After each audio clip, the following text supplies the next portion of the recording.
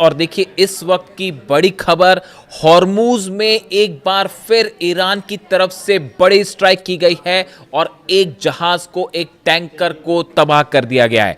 और देखिए जो गौर करने वाली बात है वो इस जहाज की लोकेशन, इस टैंकर की लोकेशन जहां पर हमला हुआ है। देखिए जो खबर है उसके मुताबिक tensions in the Strait of Hormuz have intensified after another commercial tanker was struck by an unknown projectile near Lima, Oman, according to United Kingdom Maritime Trade Operations। ये जो हमला हुआ है ये ओमान के करीब लिमा में हुआ है। यानी आप समझिए इस बात को कि ओमान के पास से वो नया रूट, जिस नए रूट से अमेरिका जहाज़ों को निकालना चाहता है, ईरान को बाईपास करते हुए, ईरान लगातार कह रहा है कि अगर इस रूट से आप जहाज़ निकालेंगे तो हम निशाना बनाएंगे। ओमान के पास लिमा में वहां पर ये हमले किए गए। ये सीधा सीधा एक बार फिर बड़ा झटका है अमेरिका को, और ईरान ने करारा जवाब दिया है अमेरिका को कि देखिए अगर वार्निंग के बाद भी आप नए रूट से जहाज निकालने की कोशिश करेंगे तो उसका नतीजा सामने है। ईरान की मिसाइल्स और ड्रोन्स तैयार हैं।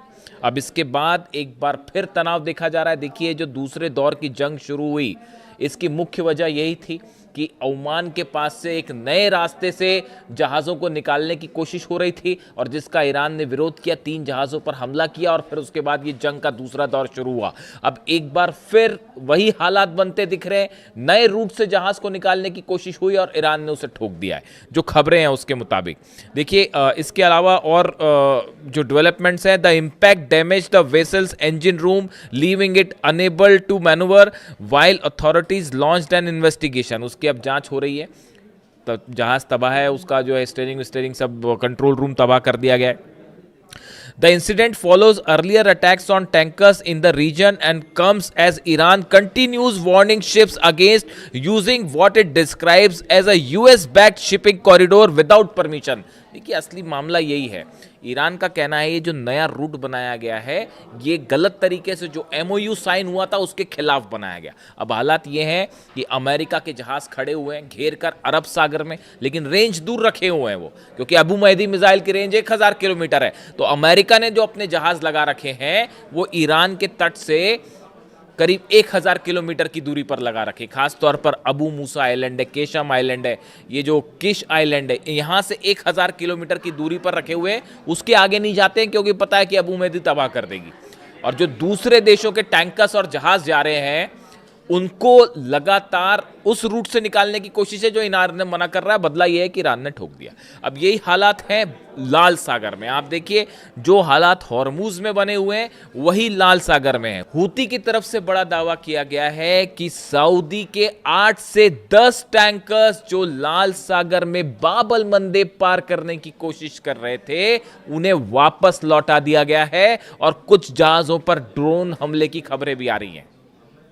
यानी जो हाल हॉर्मूज का है वही अब लाल सागर का है। और एक तरफ हूती ने जो है वो घेर रखा है सऊदी को और यहां अमेरिका को घेर रखा है ईरान ने। ईरान की इजाज़त के बिना ना हॉर्मूज में कोई जहाज़ निकल सकता और ना लाल सागर में हूती की जो है वो इजाज़त के बिना वहां से कोई जहाज़ निकल पाएगा। यानी आप देखिए हालात ये हैं कि लाल सागर और हॉर्मूज दोनों पूरी तरह से बंद है और दोनों का बड़ा नुकसान इस समय हो रहा है सऊदी को। सऊदी के जो ऑयल सप्लाई होती है, जो ऑयल शिप्स लेके जाते हैं समंदर के रास्ते से, वो पूरी तरह से रोक दिए गए हैं। इसी बात की वार्निंग दी जा रही थी बार बार। रूस की तरफ से भी, लावरोव की तरफ से बार बार ये बात कही जा रही थी कि अगर बाब अल मंदेब बंद हो गया तो हाहाकार मच जाएगा। अब देखिए जितने अरब देश हैं उन सब के जहाज फंसे हुए हैं और वो स्वेज कैनाल के पास जो हमला हुआ, इजिप्ट पर जो हमला किया गया, उस हमले से देमेत्ता पोर्ट पर जो हमला किया गया वो तीसरा रास्ता था सऊदी का जहां से जहाज निकलते थे। उसको भी एक वार्निंग दे दी गई है कि अगर यहां से जहाज निकालने की कोशिश करोगे तो यहां पर भी हमला किया जाएगा। यानी सऊदी को घेर लिया गया है तीनों तरफ से और जहाज निकल नहीं पा रहे हैं सऊदी के। इसके अलावा देखिए एक और बड़ी और अहम खबर आई है। डोनाल्ड ट्रंप ने कई देशों से अपने सोल्जर्स को वापस बुलाना शुरू कर दिया है, खास तौर पर इराक से और कुवैत से। हालांकि मैं इसको एक अलग वीडियो में डिस्कस करूंगा कि आखिर ऐसी कोशिश क्यों हो रही है, क्यों यहाँ से ये क्या रीलोकेशन प्लान है, क्या इन फोर्सेस को कहीं अलग जगह लगाया जाएगा या ईरान के खिलाफ एक बड़ा प्लान तैयार किया जा रहा है। जिस तरह से ईरान ने दावे किए F-35 जेट्स, 3 F-35 जेट्स जलाने के दावे और 3 F-35 जेट ऐसे हैं जिनको डैमेज किया गया, इस तरह के दावे किए गए ईरान की तरफ से, जिसके बाद जो है F-35 पता नहीं अचानक क्यों जो है खबरों में है और बुरी वजह से ही खबरों में है। यानी आप देखिए 6 F-35 तबाह करने के जो दावे ईरान के हैं, इसने सनसनी फैला दी पूरी अमेरिका में। हालांकि अमेरिका की तरफ से कुछ नहीं कहा जा रहा, लेकिन ये कहा गया कि जॉर्डन में बेसिस पर खड़े थे, वहाँ पर हमले हुए हैं, कुवैत में हमले हुए और उसमें इनको नुकसान हुआ है। अब इसी बीच जो है अभी ये चली रही थी कहानी पूरी ईरान के दावे, इस बीच जो है वो एक नई खबर आ गई जिससे फिर से जो है F-35 चर्चा में है। अमेरिका का F-35B स्टेल्थ फाइटर कैलिफोर्निया के marine corps air station Miramar में लैंडिंग के दौरान दुर्घटनाग्रस्त हो गया, जिसकी तस्वीरें सोशल मीडिया में वायरल हो रही हैं। पायलट को उसमें से निकाल दिया गया, वो इजेक्ट कर गया।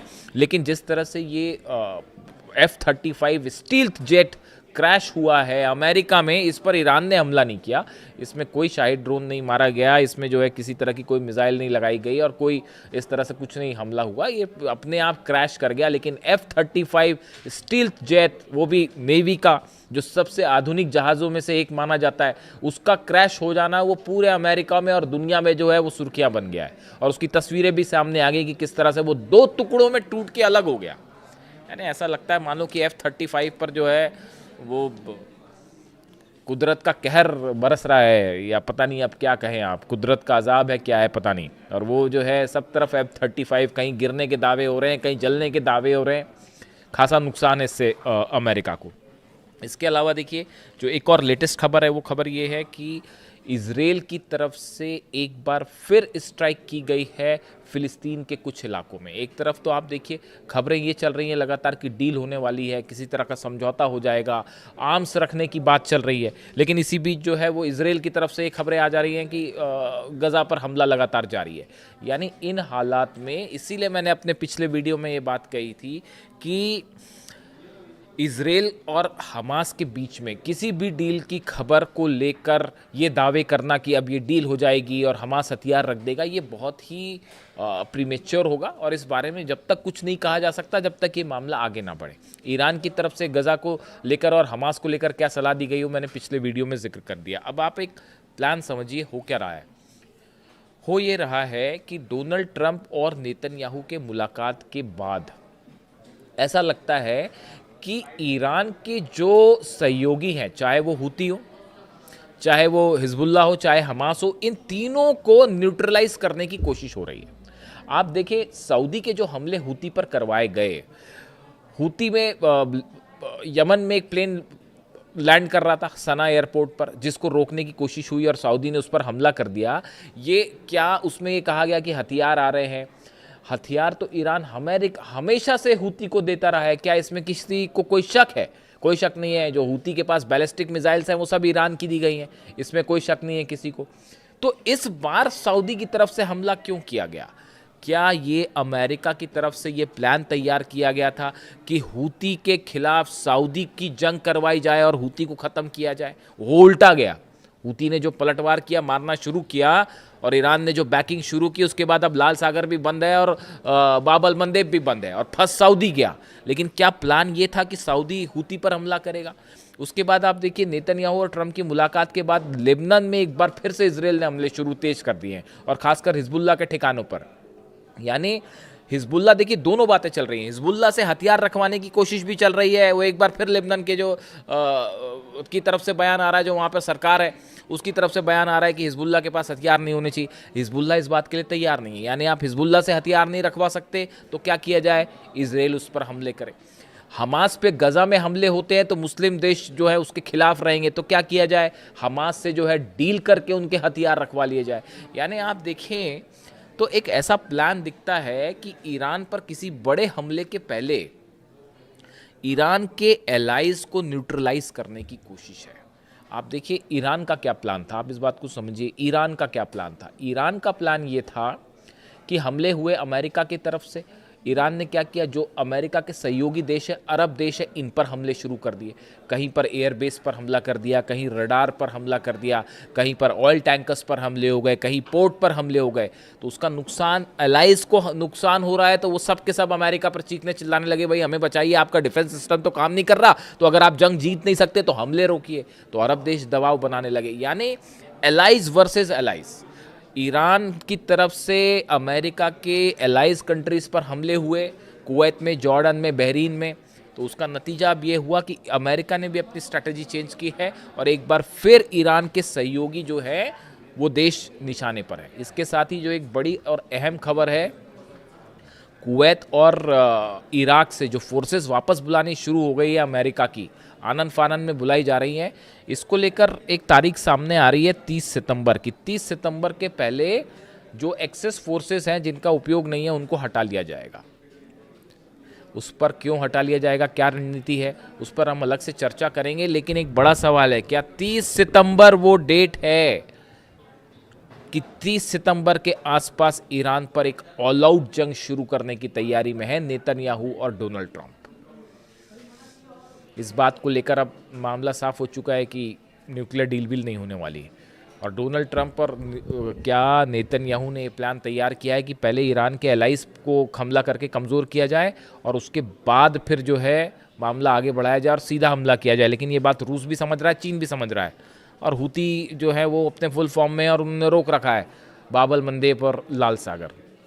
ऐसे में अब ये जंग एलाइज वर्सेस एलाइज की है और ऑयल वर्सेस ऑयल की है। जो रूस में ऑयल के ठिकाने जल रहे थे, 100 ठिकाने, उसी समय ये तय हो चुका था। मैं बार बार आपको ये बात कह रहा था कि वो रूस पर हमला है, उसको यहाँ जोड़ के देखिएगा और नतीजा देखिए, अब सऊदी का एक बूंद तेल बाहर नहीं जा पा रहा। तो ये रूस पर हमला, अगर ट्रंप और यूरोप रूस का ऑयल स्टेशन जलाएंगे तो बड़ी साधारण सी बात है, वो गल्फ कंट्रीज में जो अमेरिका के एलाइज हैं उनके ऑयल को रोक देगा। और यही हो रहा है। ये दोनों वॉर आपस में कनेक्टेड हैं। यूक्रेन की भी एंट्री की कोशिश थी जंग में। यूक्रेन ने हाथ जोड़ दिए कि भैया देखो ऐसा है, अभी रूस से तो हम निपट नहीं पा रहे, और ईरान से अगर पंगा ले लिया और वो खैबर और फतह बरसने लग गई, अगर मान लो कीव पे यूक्रेन पर, तो क्या होगा। तो वहाँ पर जेलेंस्की पीछे हट गए, वरना तैयारी यही थी। अब देखिए सऊदी भी जो है वो इस बात के लिए पूरी तरह से राजी नहीं है कि सीधी जंग की जाए ईरान से। उन्होंने भी संदेश भेज दिया है कि हम जो है 14 देशों की सेना बनाएंगे, यानी अकेले खुद कुछ करने को राजी नहीं है सऊदी। और इसीलिए डोनाल्ड ट्रंप का सऊदी प्लान जो है वो फेल है। और इस हालात में जो लेटेस्ट खबरें हैं, हॉर्मूज जल रहा है, लाल सागर जल रहा है और घिर गया है सऊदी। इससे जुड़ा जो भी अपडेट होंगे आज का बताया जा रहा है कि आज की रात फिर से अहम होने जा रही है और बड़ी स्ट्राइक्स देखी जा सकती है। ऐसी खबरें हैं सोर्सेस से, हम इंतज़ार करेंगे, जो भी अपडेट होगा आप तक पहुंचाएंगे। Thank you so much.